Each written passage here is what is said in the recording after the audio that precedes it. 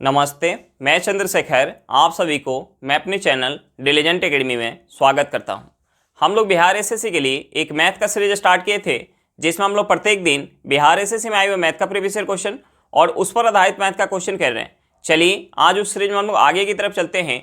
इससे पहले अगर आप मेरे चैनल पर नए हो तो चैनल को सब्सक्राइब कर ले और बेल आइकन को प्रेस करना बिल्कुल ना भूलें, ताकि आपको सबसे पहले लेटेस्ट नोटिफिकेशन मिलता रहे। चलिए अब हम लोग क्वेश्चन की तरफ चलते हैं। देखिए हमारा क्वेश्चन क्या दिया हुआ है। हमारा क्वेश्चन है, एक पाइप अकेले टंकी को 40 दिन में पूरा भर देता है, परंतु टंकी के पेंदी में छेद होने के कारण 20 दिन ज़्यादा लेता है। तो छेद के कारण कितने दिनों में टंकी आधी खाली हो जाएगी। अब देखिए हमें क्वेश्चन में क्या दिया हुआ है। हमें क्वेश्चन में दिया है कि एक भरने वाला पाइप टंकी को 40 दिन में पूरा भर सकता है, लेकिन हमें क्वेश्चन में आगे दिया हुआ है कि टंकी के पेंदी में छेद होने के कारण टंकी को भरने में 20 दिन ज़्यादा लेता है। टंकी को भरने में 20 दिन ज़्यादा लेता है। तो देखिए छेद क्या कर रहा होगा, छेद जो है टंकी से पानी खाली कर रहा होगा। तो देखिए हम छेद को मान सकते हैं खाली करने वाला पाइप। तो देखिए जब भरने वाला पाइप अकेले काम कर रहा है तो टंकी को भरने में 40 दिन का समय लग रहा है, और जब भरने वाले पाइप के साथ जब खाली करने वाला पाइप काम कर रहा है तो टंकी को भरने में 20 दिन ज़्यादा समय लग रहा है। यानी पहले 40 दिन का समय लग रहा था, अब जो है 60 दिन का समय लग रहा है। तो देखिए हम भरने वाले पाइप को मान लेते हैं पाइप ए। तो देखिए जब पाइप ए अकेले काम कर रहा है तो 40 दिन का समय लग रहा है, और जब पाइप ए के साथ हम खाली करने वाले पाइप को मान लेते हैं बी। जब पाइप ए के साथ खाली करने वाला पाइप बी जब काम कर रहे हैं तो 60 दिन का समय लग रहा है। 60 दिन का समय लग रहा है। अब देखिए हम यहाँ माइनस क्यों लगा रहे हैं, क्योंकि बी जो है खाली करने वाला पाइप है, निगेटिव काम कर रहा है, इसलिए हम यहाँ निगेटिव का सिंबल लगाए हैं। तो देखिए हम यहाँ से दोनों समय का एलसीएम निकालेंगे। तो देखिए 40 और 60 का एलसीएम निकालेंगे तो हमारा एलसीएम क्या निकल के जाएगा, 120। तो हम टंकी की धारिता मान लेते हैं 120 यूनिट। टंकी की धारिता मान लेते हैं 120 यूनिट। अब देखिए 120 यूनिट पानी जब पाइप ए भर है तो कितना समय लग रहा है, 40 दिन का समय लग रहा है। और जब 120 यूनिट पानी पाइप ए और बी दोनों मिल के साथ में जब काम करें तो 60 दिन का समय लग रहा है। तो देखिए हम यहाँ से दोनों पाइप का एफिशिएंसी निकाल सकते हैं। अब देखिए पाइप ए जो है 40 दिन में 120 यूनिट पानी भर रहा है, तो एक दिन में कितना भरा होगा, 3 यूनिट पानी। और जब ए के साथ बी काम कर रहा है तो 60 दिन में 120 यूनिट पानी भर रहा है, यानी एक दिन में कितना भरा होगा, 2 यूनिट पानी। अब देखिए पाइप ए जो है एक दिन में 3 यूनिट पानी भर सकता है, और जब पाइप ए के साथ बी जब काम कर रहा है तो एक दिन में 2 यूनिट ही पानी भर पा रहा है। इसका मतलब क्या होगा कि पाइप ए जो है 3 यूनिट पानी भर रहा होगा, उसमें से जो है पाइप बी 1 यूनिट पानी खाली कर दे रहा होगा। यानी यहाँ से खाली करने वाले पाइप का इफिशियंसी क्या निकल के आएगा, 1 यूनिट। यानी एक दिन में 1 यूनिट पानी जो है ये खाली कर रहा है। तो हमसे पूछ क्या रहा है कि छेद के कारण कितने दिनों में टंकी आधी खाली हो जाएगी। तो देखिए हमने टंकी की धारिता क्या मान कर रखा है, 120 यूनिट। तो आधी क्या हो जाएगा इसका आधी हो जाएगा 60 यूनिट। यानी 60 यूनिट पानी खाली होने में कितना समय लग जाएगा, और इफिशियंसी क्या निकल के आ गया, 1 यूनिट। यानी 1 यूनिट के इफिशियंसी के साथ 60 यूनिट पानी खाली होने में कितना समय लग जाएगा, 60 दिन का समय लग जाएगा। हमारा आंसर क्या निकल के आएगा, 60 दिन। हमारा 60 दिन। चलिए क्वेश्चन समझ में आ गया होगा, नेक्स्ट क्वेश्चन पे चलते हैं। देखिए हमारा क्वेश्चन क्या दिया हुआ है। हमारा क्वेश्चन ये 3 संख्याओं के वर्गों का योग 138 है, जबकि यदि 2 संख्याओं को एक साथ लिया जाए तो उनके गुणन का योग 131 है। संख्याओं का योग है, हमें क्या निकालना है, संख्याओं का योग निकालना है। अब देखिए हमें क्वेश्चन में क्या दिया हुआ है, हमें क्वेश्चन में दिया है कि 3 संख्याओं के वर्गों का योग 138 है।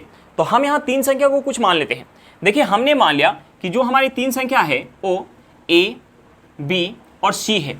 तो हमें क्वेश्चन में क्या दिया हुआ है, हमें क्वेश्चन में तीनों संख्या के वर्गों का हमें योग दिया हुआ है। यानी हम यहाँ से लिख सकते हैं a² plus b² plus c² equal to, हमें क्वेश्चन में क्या दिया है, 138 दिया है। और हमें क्वेश्चन में क्या दिया है, हमें क्वेश्चन में दिया है कि यदि 2 संख्याओं को एक साथ लिया जाए तो उनके गुणन का योग 131 है। यानी हम यहाँ से लिख सकते हैं a into b plus b into c plus c into a equal to, हम क्या लिख सकते हैं, 131 लिख सकते हैं। और हमसे पूछ क्या रहा है, हमसे पूछ रहा है तीनों संख्या का योगफल पूछ रहा है। यानी हमसे पूछ रहा है a plus b plus c equal to, हमसे पूछ रहा है। अब देखिए हम यहाँ से a प्लस बी प्लस सी कैसे निकाल सकते हैं। तो देखिए उसके लिए हम क्या करेंगे, इसका हम होल स्क्वायर करेंगे। हम इसका अगर होल स्क्वायर करेंगे, a प्लस बी प्लस सी का अगर हम होल स्क्वायर करेंगे तो ये हमारा क्या हो जाएगा, ये हमारा हो जाएगा a² plus b² plus c² plus 2 into AB plus BC plus CA। अब देखिए हमें जो है a² plus b² plus c² का वैल्यू पता है, और हमें AB plus BC plus CA का वैल्यू पता है। तो हम यहाँ वैल्यू पुट करेंगे, यानी हम यहाँ से लिख सकते हैं a प्लस बी प्लस सी का होल स्क्वायर इक्वल टू, हम यहाँ अगर वैल्यू पुट करेंगे तो a square plus b square plus c square equal to हमें क्या दिया है क्वेश्चन में 138, तो हम यहाँ 138 पुट करेंगे plus a b plus b c plus c a equal to हमें क्वेश्चन में क्या दिया है 131, तो हम यहाँ 131 पुट करेंगे, तो 131 में अगर हम 2 से गुणा करेंगे तो ये हमारा क्या हो जाएगा, ये हमारा हो जाएगा 262। अब देखिए हम इसे ऐड करेंगे तो हम यहाँ से लिख सकते हैं a प्लस बी प्लस सी का होल स्क्वायर इक्वल टू, हम इसे ऐड करेंगे तो ये हमारा क्या हो जाएगा, ये हमारा हो जाएगा 400। अब देखिए हमें चाहिए क्या, हमें चाहिए a प्लस बी प्लस सी चाहिए, तो हम इसका स्क्वायर रूट करते हैं। देखिए हम इसका स्क्वायर रूट करेंगे तो ये हमारा क्या हो जाएगा, a प्लस बी प्लस सी हो जाएगा, और 400 का अगर हम स्क्वायर रूट करेंगे तो 400 जो है 20 का स्क्वायर होता है, यानी ये हमारा क्या हो जाएगा 20 हो जाएगा। तो देखिए यहाँ से हमारा a प्लस बी प्लस सी क्या निकल के आ गया, 20 निकल के आ गया, और हमसे पूछ के आ रहा था तीनों संख्या का योगफल, यानी तीनों संख्या का योगफल क्या निकल के आ गया, 20 निकल के आ गया। चलिए क्वेश्चन समझ में आ गया होगा, नेक्स्ट क्वेश्चन पे चलते हैं। देखिए हमारा क्वेश्चन क्या दिया हुआ है, हमारा क्वेश्चन है एक आदमी ने 10% साधारण ब्याज की दर से 300 रुपये उधार लिए, उसने एक साल के अंत में 60 रुपये का भुगतान किया, तो दूसरे वर्ष के अंत में अपना बकाया चुकाने के लिए वह कितना भुगतान करेगा। अब देखिए हमें क्वेश्चन में क्या दिया हुआ है, हमें क्वेश्चन में दिया कि एक आदमी ने 10% साधारण ब्याज की दर से 300 रुपये उधार लिए, तो देखिए 300 रुपये उधार लेके आ रहा है, 300 रुपये जो है उधार लेके आ रहा है, 300 रुपया उधार लेके आ रहा है, और रेट ऑफ इंटरेस्ट हमें क्या दिया 10%। तो देखिए एक साल के अंत में अगर उसे लौटाना होता तो उसे जो है ब्याज कितना लग जाता, प्रिंसिपल का 10%, यानी हम 300 का अगर 10% निकालेंगे तो ये हमारा क्या हो जाएगा 30 रुपया, यानी उसे एक साल के अंत में कितना लौटाना पड़ता, 300, उसे एक साल के अंत में 330 रुपया लौटाना होता, लेकिन वो लौटा कितना रहा है, 60 रुपया लौटा रहा है, यानी 30 रुपया ब्याज का और प्रिंसिपल में से 30 रुपया, यानी उसका जो है अभी कितना प्रिंसिपल बाकी रह गया। हम इसमें से अगर 60 माइनस करेंगे तो ये हमारा क्या हो जाएगा 270 रुपया हो जाएगा, ये हमारा क्या हो जाएगा 270 रुपया, यानी दूसरे साल के शुरुआत में उसका प्रिंसिपल कितना हो गया 270 रुपया, और रेट ऑफ इंटरेस्ट हमें क्या दिया 10%। तो देखिए 270 का अगर हम 10% निकालेंगे तो ये कितना हो जाएगा हमारा 27 रुपया, यानी दूसरे साल के अंत में उसे जो है कितना लौटाना पड़ता, 270 प्लस का हम 27 करेंगे, ये हमारा क्या हो जाएगा 297 रुपया, यानी दूसरे साल के अंत में कर्ज चुकाने के लिए उसे कितना भुगतान करना पड़ेगा, 297 रुपये का भुगतान करना पड़ेगा। चलिए क्वेश्चन समझ में आ गया होगा, नेक्स्ट क्वेश्चन पे चलते हैं। देखिए हमारा क्वेश्चन क्या दिया हुआ है, हमारा क्वेश्चन है 2/4, 5/6, 10/6 का एलसीएम क्या होगा। हमें क्या निकालना है, एलसीएम निकालना है। अब देखिए हमें जो संख्या दिया हुआ है ये संख्या हमें फ्रैक्शन में दिया हुआ है, तो देखिए हम फ्रैक्शन का एलसीएम कैसे निकालते हैं। देखिए जब हमें फ्रैक्शन का एलसीएम निकालना हो तो हम अंश का एलसीएम निकालते हैं और हर का क्या निकालते हैं, एचसीएफ निकालते हैं, और जब हमें फ्रैक्शन का एचसीएफ निकालना हो, जब हमें फ्रैक्शन का एचसीएफ निकालना हो तो हम अंश का एचसीएफ निकालते हैं और हर का एलसीएम निकालते हैं, यानी जो हमें निकालना होगा वो हम अंश का निकालेंगे और हर का उसका अपोजिट निकालेंगे, यानी हमें एलसीएम निकालना है तो हम अंश का एलसीएम निकालेंगे और हर का क्या निकालेंगे, एचसीएफ निकालेंगे। अगर हमें एचसीएफ निकालना होता तो हम अंश का एचसीएफ निकालते और हर का क्या निकालते, एलसीएम निकालते, यानी हमें जो निकालना होगा हम अंश का निकालेंगे और हर का क्या निकालेंगे, उसका अपोजिट निकालेंगे। तो देखिए हमें जो है 2/4, 5/6, 10/6 का हमें क्या निकालना है, एलसीएम निकालना है, एलसीएम निकालना है।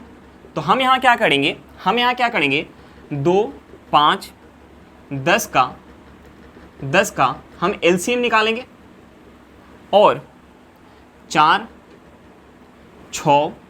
6 का हम एचसीएफ निकालेंगे। अब देखिए हम यहाँ अगर एलसीएम निकालेंगे 2, 5 और 10 का, तो एलसीएम हमारा क्या हो जाएगा, एलसीएम हमारा क्या हो जाएगा 10 हो जाएगा, और जब हम 4, 6 और 6 का जब हम एचसीएफ निकालेंगे तो एचसीएफ हमारा क्या हो जाएगा, एचसीएफ हमारा हो जाएगा 2। अब देखिए हम यहाँ से इसे अगर 2 से काटेंगे तो ये 2 से कितने बार में जाएगा, ये 2 से जाएगा 5 बार में, यानी यहाँ से हमारा क्या हो जाएगा 5/1, यानी यहाँ से हमारा एलसीएम क्या निकल के आ गया, एलसीएम निकल के आ गया 5/1, यानी हमारा सही आंसर क्या हो जाएगा, ऑप्शन डी हो जाएगा। हमारा सही आंसर क्या हो जाएगा, ऑप्शन डी हो जाएगा। चलिए क्वेश्चन समझ में आ गया होगा, नेक्स्ट क्वेश्चन पे चलते हैं। देखिए हमारा क्वेश्चन क्या दिया हुआ है, हमारा क्वेश्चन है एक विक्रेता एक उत्पाद को लागत पर 5% लाभ पर बेचने का इरादा रखता है। यदि लाभ 120 रुपये कम हो तो लाभ 3.5% हो जाता है। उत्पाद का क्रय मूल्य क्या होगा। हमें क्या निकालना है, उत्पाद का क्रय मूल्य निकालना है। अब देखिए वह लाभ का कितना इरादा रख रहा है, 5%। लाभ का इरादा कितना रख रहा है? 5%। और जब लाभ जो है 120 रुपये कम हो जाता है तो उसे लाभ कितना हो रहा है? लाभ जो है 3.5% हो रहा है। लाभ जब 120 रुपया कम हो रहा है तो उसे लाभ कितना हो रहा है? 3.5%। तो देखिए यहाँ लाभ जो है कितने से कम हो गया? परसेंटेज में लाभ जो है कितने से कम हो गया? परसेंटेज में लाभ जो है 1.5% से कम हो गया। लेकिन हमें क्वेश्चन में क्या दिया हुआ है? हमें क्वेश्चन में दिया कि 120 रुपये से कम कर रहा है तो उसे लाभ कितना हो रहा है? 3.5% हो रहा है। यानी 1.5% का वैल्यू हमें क्वेश्चन में क्या दिया हुआ है? हमें क्वेश्चन में दिया हुआ है 120 रुपया। तो देखिए हम यहाँ से 1% का वैल्यू निकाल सकते हैं। 1% का वैल्यू क्या हो जाएगा? हम इसे अगर 1.5 से काटेंगे तो 1.5 से ये कितने बार में जाएगा? 80 बार में। यानी 1% का वैल्यू क्या निकल के आ गया? 80 रुपया निकल के आ गया। अब देखिए हमसे पूछ क्या रहा है? हमसे पूछ रहा है उत्पाद का क्रय मूल्य। तो देखिए उत्पाद का क्रय मूल्य अपने आप में क्या होगा? 100%। तो देखिए हमें 1% का वैल्यू पता है तो हम यहाँ से 100% का वैल्यू निकाल सकते हैं। हमें जो है 1% का वैल्यू पता है तो हम यहाँ से 100% का वैल्यू निकाल सकते हैं। देखिए 100% का वैल्यू क्या हो जाएगा? 100% का वैल्यू हो जाएगा 8000 रुपया। देखिए क्रय मूल्य क्या निकल के आ गया? उत्पाद का क्रय मूल्य निकल के आ गया 8000 रुपया। हमारा आंसर क्या निकल के आ गया? 8000 रुपया निकल के आ गया। चलिए क्वेश्चन समझ में आ गया होगा। नेक्स्ट क्वेश्चन पे चलते हैं। देखिए हमारा क्वेश्चन क्या दिया हुआ है? हमारा क्वेश्चन है समांतर श्रेणी में √2, 3 × √2, 5 × √2 डैश डैश डैश का 18वां पद ज्ञात करें। हमें क्या निकालना? 18वां पद निकालना है। तो देखिए समांतर श्रेणी में अगर हमें nवां पद निकालना हो, समांतर श्रेणी में अगर हमें nवां पद निकालना हो तो हमारा फार्मूला क्या होता है? फार्मूला होता है a + n - 1 × d। अब देखिए a क्या होता है? पहला पद। n क्या होता है? जो हमें पद निकालना है। और d क्या होता है? लगातार दो पदों के बीच का अंतर। तो देखिए यहाँ a का वैल्यू हमें क्वेश्चन में क्या दिया है? √2 दिया हुआ है प्लस n हमारा क्या दिया है? 18वां। यानी हमें जो है 18वां पद निकालना है। 18 - 1 और d हमारा क्या हो जाएगा? लगातार दो पदों के बीच का अंतर। तो देखिए हम यहाँ 3 × √2 में से अगर √2 माइनस करेंगे तो ये हमारा क्या हो जाएगा? 2 × √2 हो जाएगा। अब देखिए हम यहाँ से √2 कॉमन ले सकते हैं। अंदर हमारा क्या बच जाएगा? यहाँ हमारा बच जाएगा 1 प्लस हम अगर 18 में से अगर 1 माइनस करेंगे तो ये हमारा क्या हो जाएगा? 17 हो जाएगा। 17 में अगर हम 2 से गुणा करेंगे तो ये हमारा क्या हो जाएगा? 34 हो जाएगा। अब देखिए 34 में अगर 1 ऐड करेंगे तो ये हमारा क्या हो जाएगा? 35 हो जाएगा। यानी यहाँ से हमारा 18वां पद क्या निकल के आ गया? 18वां पद निकल के आ गया 35 × √2 निकल के आ गया। 18वां पद क्या निकल के आ गया? 35 × √2 निकल के आ गया। चलिए क्वेश्चन समझ में आ गया होगा। नेक्स्ट क्वेश्चन पे चलते हैं। देखिए हमारा क्वेश्चन क्या दिया हुआ है? हमारा क्वेश्चन ये 5, 7, 9, x 15 का औसत 10 है तथा 17, 8, 19, 16 x y 4 का औसत 12 है। y का मान क्या है? हमें क्या निकालना है? y का मान निकालना है। तो देखिए y का मान निकालने के लिए हमें सबसे पहले x का मान निकालना पड़ेगा। अब देखिए हमें क्वेश्चन में क्या दिया है? हमें क्वेश्चन में दिया 5, 7, 9, x 15 का औसत कितना दिया है? 10 दिया है। हमें औसत कितना दिया है? 10 दिया है। और हमें संख्या क्या दिया है? हमें संख्या दिया है 5, 7, 9, x 15। और हमें जो है x का वैल्यू सबसे पहले निकालना है। तो देखिए हम x का वैल्यू कैसे निकाल सकते हैं? हमें यहाँ औसत क्या दिया हुआ है? 10 दिया हुआ है। और पहला संख्या हमें क्या दिया हुआ है? पहला संख्या हमें 5 दिया हुआ है। तो ये औसत से कितना कम है? ये औसत से 5 कम है। ये औसत से कितना कम है? 3 कम है। ये औसत से कितना कम है? 1 कम है। हमें जो है x निकालना है। 15 जो है औसत से कितना ज़्यादा है? औसत से 5 ज़्यादा है।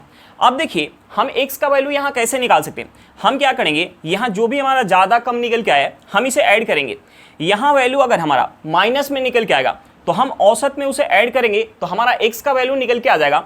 और यहाँ वैल्यू हमारा अगर प्लस में निकल के आएगा तो हम औसत में से उस वैल्यू को माइनस करेंगे तो हमारा x का वैल्यू निकल के आ जाएगा। अब देखिए हम यहाँ से अगर इसे ऐड करेंगे तो ये हमारा क्या? -5, -3 और -1। ये हमारा क्या हो जाएगा? -9 प्लस का हमारा 5। हम इसे ऐड करेंगे तो ये हमारा हो जाएगा -4 हो जाएगा। अब देखिए यहाँ जो हमारा वैल्यू निकल के आया माइनस में निकल के आया तो हम इसे अगर औसत में ऐड करेंगे तो यहाँ से हमारा x का वैल्यू निकल के आ जाएगा। यानी यहाँ से हमारा x क्या हो जाएगा? 10 + 4 यानी x क्या हो जाएगा? 14 हो जाएगा। अब देखिए हमें क्वेश्चन में आगे क्या दिया हुआ है? हमें क्वेश्चन में आगे दिया हुआ कि 17, 8, 19, 16 x y 4 का औसत हमें कितना दिया? 12 दिया हुआ है। हमें औसत कितना दिया हुआ है? हमें औसत दिया हुआ 12। औसत हमें कितना दिया हुआ? 12 दिया हुआ है। और यहाँ हमें संख्या क्या दिया? 17, 8, 19, 16 और x हमारा क्या निकल के आ गया? 14। x क्या निकल के आ गया? 14। y हमें निकालना है और हमें क्या दिया? 4 दिया है। अब देखिए पहला जो संख्या है औसत से कितना ज़्यादा है? यहाँ हमारा औसत क्या है? 12 है। औसत से कितना ज़्यादा है? 5 ज़्यादा है।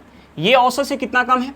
ये औसत से 4 कम है। ये औसत से कितना ज़्यादा है, 7 ज़्यादा है, ये औसत से कितना ज़्यादा है, 4 ज़्यादा है, ये औसत से कितना ज़्यादा है, 2 ज़्यादा है, हमें y निकाला है, ये औसत से कितना कम है, 8 कम है। अब देखिए -4 और -8 हमारा क्या हो जाएगा, -12 हो जाएगा, प्लस का 5 और प्लस का 7 क्या हो जाएगा, प्लस का 12, यानी माइनस का 12 प्लस के 12 से हमारा कट जाएगा। देखिए यहाँ हमारा क्या बच गया, यहाँ हमारा बच गया प्लस का 6।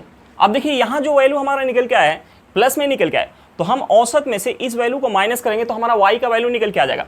यानी यहाँ से हमारा y का वैल्यू क्या हो जाएगा, y का वैल्यू हो जाएगा 12 - 6, यानी यहाँ से हमारा y का वैल्यू क्या निकल के आ जाएगा, 6 निकल के आ जाएगा। और हमसे जो है y का मान पूछ रहा था, तो देखिए y का मान क्या निकल के आ गया, 6 निकल के आ गया। हमारा आंसर क्या निकल के आ गया, 6 निकल के आ गया। चलिए क्वेश्चन समझ में आ गया होगा, नेक्स्ट क्वेश्चन पे चलते हैं। देखिए हमारा क्वेश्चन क्या दिया हुआ है, हमारा क्वेश्चन दिया 3 मिश्रणों में दूध तथा पानी का अनुपात क्रमशः 2:3, 3:1 तथा 4:5 है, जिनको 2:3:4 के अनुपात में मिलाया जाता है। नए मिश्रण में दूध तथा पानी का अनुपात ज्ञात करें। हमें क्या निकालना है, नए मिश्रण में दूध तथा पानी का अनुपात निकालना है।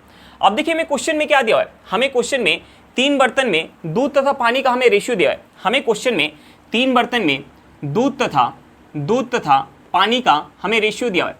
देखिए पहले बर्तन में हमें रेशियो क्या दिया हुआ है, हमें रेशियो दिया हुआ है 2:3। दूसरे बर्तन का हमें रेशियो क्या दिया है, दूसरे बर्तन का हमें रेशियो दिया हुआ है 3:1। और तीसरे बर्तन का हमें रेशियो क्या दिया है, तीसरे बर्तन का हमें रेशियो दिया हुआ है 4:5। अब देखिए हमने मान लिया कि पहले बर्तन में 2 यूनिट दूध है तो 3 यूनिट क्या है, पानी है, यानी पहले बर्तन का टोटल मिश्रण कितना हो जाएगा, 5 यूनिट। अब देखिए दूसरे बर्तन में 3 यूनिट दूध है तो 1 यूनिट क्या है, पानी है, यानी दूसरे बर्तन का टोटल मिश्रण कितना हो जाएगा, 4 यूनिट। अब देखिए तीसरे बर्तन में 4 यूनिट दूध है तो 5 यूनिट पानी है, यानी यहाँ टोटल मिश्रण कितना हो जाएगा, 9 यूनिट। अब देखिए पहले बर्तन का आयतन क्या निकल के आ गया, 5 यूनिट, दूसरे बर्तन का आयतन क्या निकल के आ गया, 4 यूनिट, और तीसरे बर्तन का आयतन क्या निकल के आ गया, 9 यूनिट। तो हम सबसे पहले क्या करेंगे, तीनों बर्तन का आयतन बराबर करेंगे। अब देखिए आयतन बराबर करने के लिए अगर हम इसमें 4 और 9 से गुना कर ले, और हम इसमें 5 और 9 से गुना कर ले, और हम इसमें जो है 5 और 4 से गुना कर ले, तो हमारा तीनों बर्तन का आयतन जो है बराबर निकल के आ जाएगा। अब देखिए हमें क्वेश्चन में और क्या दिया है, हमें क्वेश्चन में दिया है कि तीनों बर्तन को 2:3:4 के अनुपात में मिलाया जाए तो नए मिश्रण में दूध और पानी का रेशियो क्या होगा। यानी पहले बर्तन का अगर हम 2 यूनिट ले रहे हैं, पहले बर्तन का अगर हम 2 यूनिट ले रहे हैं तो दूसरे बर्तन का हमें 3 यूनिट लेना है, और तीसरे बर्तन का हमें 4 यूनिट लेना है। अब देखिए हम यहाँ अगर गुना करेंगे, देखिए हम यहाँ इस रेशियो में क्या चीज़ से गुना करेंगे, 4 × 9 × 2, यानी अगर हम यहाँ 4 में 9 से गुना करेंगे, ये क्या हो जाएगा 36, 36 में अगर हम 2 से गुना करेंगे ये हमारा क्या हो जाएगा 72, 72 में अगर हम 2 से गुना करेंगे तो ये हमारा क्या हो जाएगा, ये हमारा हो जाएगा 144, और 72 में अगर हम 3 से गुना करेंगे, 72 में अगर हम 3 से गुना करेंगे तो ये हमारा क्या हो जाएगा 216 हो जाएगा। अब देखिए हम यहाँ गुना करेंगे, ये हमारा क्या हो जाएगा 45, 45 में अगर हम 3 से गुना करेंगे तो ये हमारा क्या हो जाएगा 135, 135 में अगर हम 3 से गुना करेंगे, 135 में 3 से गुना करेंगे तो ये हमारा क्या हो जाएगा 405 हो जाएगा। और हम 1 में अगर 135 से गुना करेंगे तो ये हमारा क्या हो जाएगा 135 हो जाएगा। और हम यहाँ गुना करेंगे 5 × 4 × 4 से, यानी ये हमारा क्या हो जाएगा 80 हो जाएगा। अब देखिए 80 से अगर हम 4 में गुना करेंगे तो ये हमारा क्या हो जाएगा 320 हो जाएगा, ये क्या हो जाएगा 320। और 80 में अगर हम 5 से गुना करेंगे तो ये हमारा क्या हो जाएगा 400 हो जाएगा। अब देखिए हम यहाँ इसे ऐड कर लेंगे, तो हमारा जो है नए मिश्रण का दूध और पानी का रेशियो निकल के आ जाएगा। अब देखिए हम इसे ऐड करेंगे, ये हमारा क्या हो जाएगा 9 हो जाएगा। हम यहाँ इसे ऐड करेंगे, ये हमारा हो जाएगा 6, इसे हम ऐड करेंगे, ये हमारा क्या हो जाएगा 8 हो जाएगा। हम इसे ऐड करेंगे तो ये हमारा हो जाएगा 11 के एक हाथ में 1, ये हो जाएगा 4 1 5 हो जाएगा, ये हमारा हो जाएगा 4 1 5, और हम इसे ऐड करेंगे तो ये हमारा क्या हो जाएगा, ये हमारा हो जाएगा 7। अब देखिए नए बर्तन में दूध और पानी का, नए मिश्रण में दूध और पानी का हमारा रेशियो क्या निकल के आएगा, रेशियो निकल के आ गया 869:751। हमारा आंसर क्या निकल के आ गया 869:751 निकल के आ गया। चलिए क्वेश्चन समझ में आ गया होगा, नेक्स्ट क्वेश्चन पे चलते हैं। देखिए हमारा क्वेश्चन क्या दिया हुआ है, हमारा क्वेश्चन यदि दो संख्याओं का योग 36 तथा उनका गुणन 315 है तब दोनों संख्याओं का अंतर ज्ञात करें। हमें क्या निकालना है, दोनों संख्याओं का अंतर निकालना है। तो देखिए हम यहाँ दो संख्या को कुछ मान लेते हैं।